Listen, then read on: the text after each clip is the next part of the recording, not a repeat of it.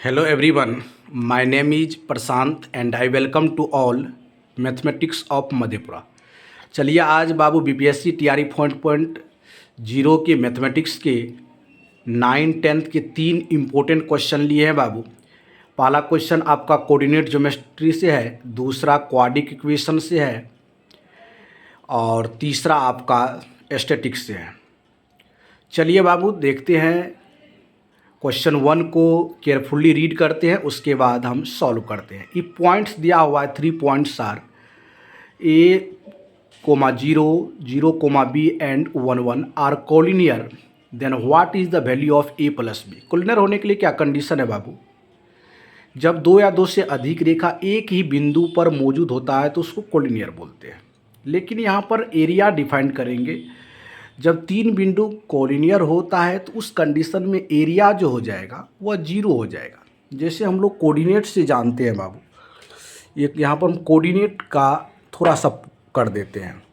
Suppose कीजिए 3 points है आपका बाबू, जैसे A पॉइंट मान लिए, B पॉइंट मान लिए और C पॉइंट मान लिए। पहला कोऑर्डिनेट कितना है बाबू? A 0 है, दूसरा कोऑर्डिनेट कितना है? 0 B है एंड तीसरा कोऑर्डिनेट 1 1 है।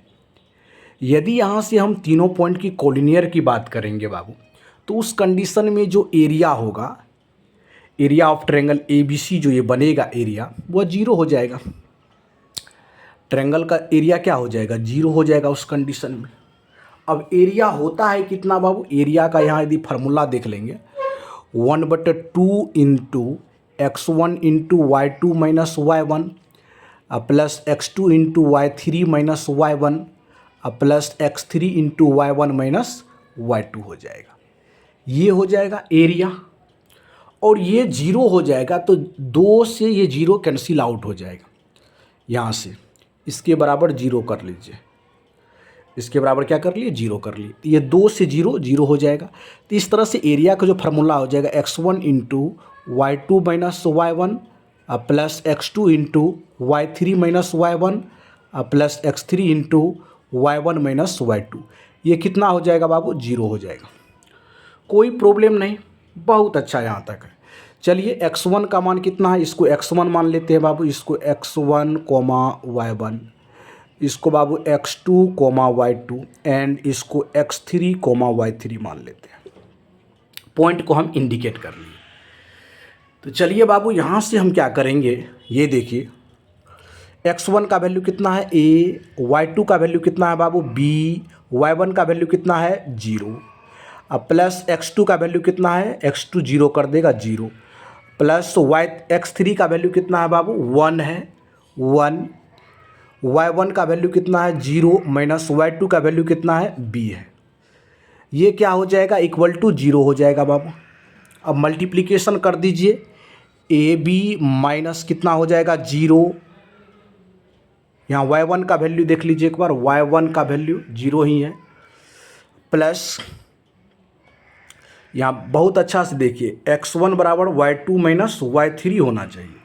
y3 यहाँ होता, ये y3 होना चाहिए। तो y3 कितना हो जाएगा बाबू? y3 का वैल्यू 1 है, यहाँ 1 होगा।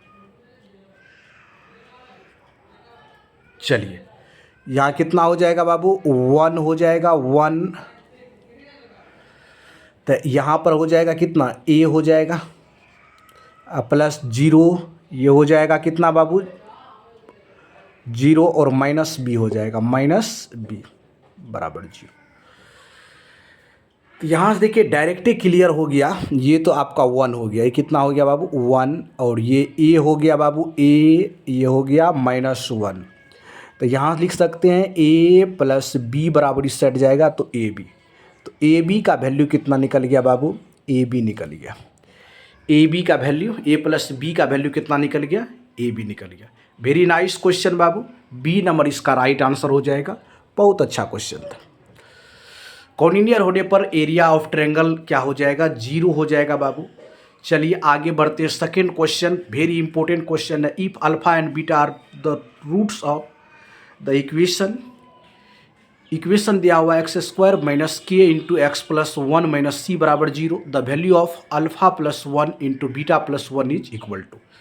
चलिए देखिए, सबसे पहले तो हम इक्वेशन को बाबू लिख लेते हैं। इक्वेशन को हम लिखते हैं यहाँ पर एक बार, एक्स स्क्वायर माइनस के इंटू एक्स प्लस वन अब माइनस सी बराबर 0। मल्टीप्लाई कर लीजिए के से, तो यहाँ हो जाएगा एक्स स्क्वायर माइनस के एक्स माइनस के और माइनस सी बराबर 0। तो यहाँ से लिख सकते हैं बाबू एक्स स्क्वायर माइनस के एक्स प्लस के माइनस क्या हो जाएगा, सी हो जाएगा। यहाँ माइनस यहाँ लगाइए, माइनस कॉमन ले लेते हैं, ये 0 हो जाएगा।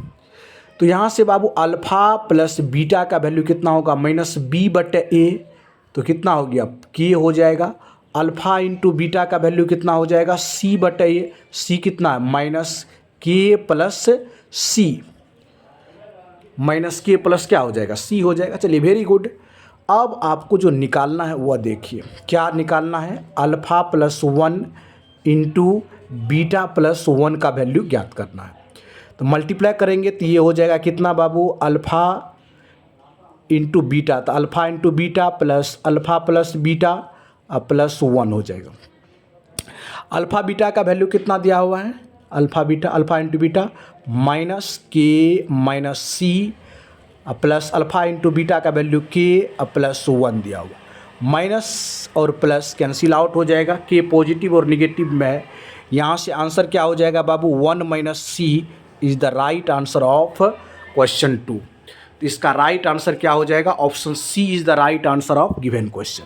सी इसका राइट आंसर हो जाएगा। एक बार बेहतरीन तरह से आप सॉल्यूशन को बाबू देख लीजिए ताकि आप स्क्रीनशॉट ले सकें और प्रॉपर नोट्स भी बनाते जाइए। जो क्वेश्चन आपको डिफ़िकल्ट लग रहा है उसका प्रॉपर नोट्स बनाइए ताकि आपको एग्जामिनेशन के समय में रिवीजन करने में हेल्पफुल होगा।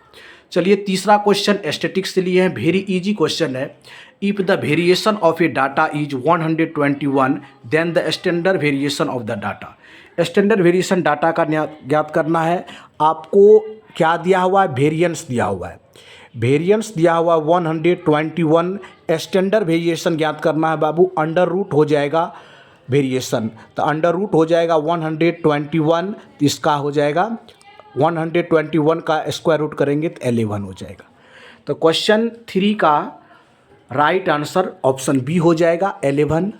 This is the right answer of question 3 is B. तो 3 इंपॉर्टेंट क्वेश्चन को हम बाबू सॉल्व कर दिए जो क्लास 9th के लिए वेरी इम्पोर्टेंट है, टीजीटी मैथ के लिए, 9th एंड 10th के लिए।